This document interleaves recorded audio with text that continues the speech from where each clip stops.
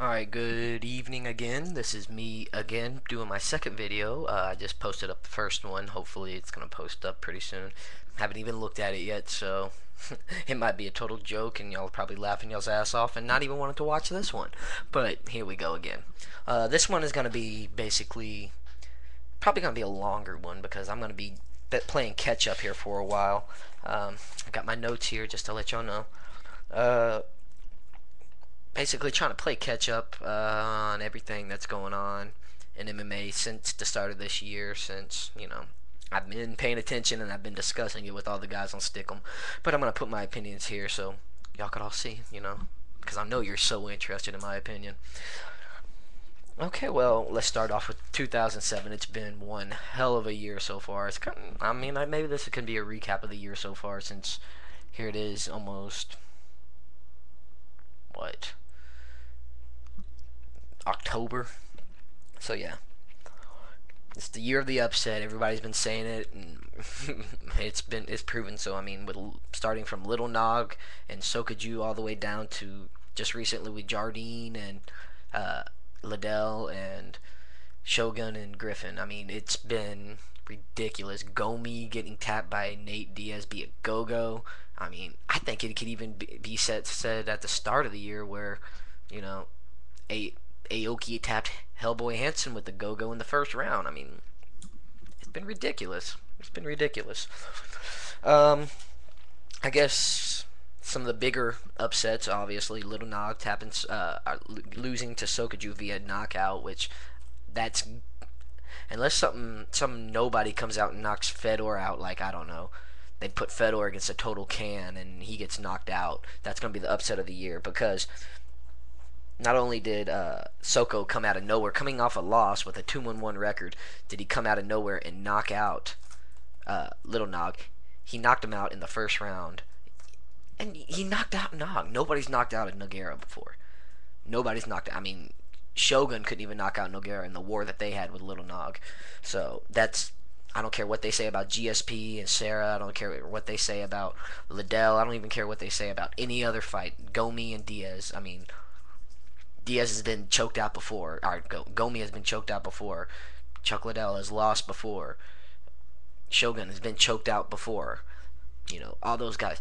Nog, no, neither of the Nogs, neither of the brothers have been beaten like that, knocked out before. Let alone knocked out by somebody coming out of nowhere. Because nobody gave this guy a chance. I mean, when I saw him, I'm like, oh man, this guy's about to get tooled by a better fighter, even though he's way bigger. Lost. Knocked Little Nog's head off. Yeah, Hendo beating Vanderlei. I guess GSP and Sarah come in close second. That's always what I always hear is how GSP knocked out Sarah. I don't consider that as big of an upset as the Sokaju, just because everybody thinks the Sokaju's not that big of a deal now because Sokaju's a big name because he beat Arona and all that. But at the time, nobody knew who Sokaju was. He just lost to Texera. I can't pronounce his last name properly, but he just lost to him. So, I mean, come on. How is that not an upset of great proportions? GSP's lost before. People thought that GSP was gonna lose. If GSP was gonna lose to Sarah, it's gonna be by submission. So people did give Sarah a slight chance, not a big chance, a slight chance, a snowball's chance in hell. But he still had that chance. Nobody gave Sokoju that chance. So that's my biggest upset of the year so far. And it's probably going to be the one. Pride got bought out by the UFC. Single teardrop goes running down my eye, I guess. I liked Pride. Unfortunately, I didn't like... The good thing about that is they're now focusing MMA towards more Americans than, towards the Eastern, the Orientals, I guess. Which Pride was, and I loved Pride. I love the yellow cards. That's my favorite thing about Pride. I think yellow cards kill any kind of lay and pray artist, which I think drives a lot of fans away from MMA. Even though I appreciate and I love the grappling aspect, probably far more than I love the striking aspect. A good ground war. Oh my God, the Josh Barnett and the Big Nog fight, the Nick Diaz and Diego Sanchez fight. I mean, a good ground war is worth watching any kind of two guys just sit there and smack each other in the face all day long.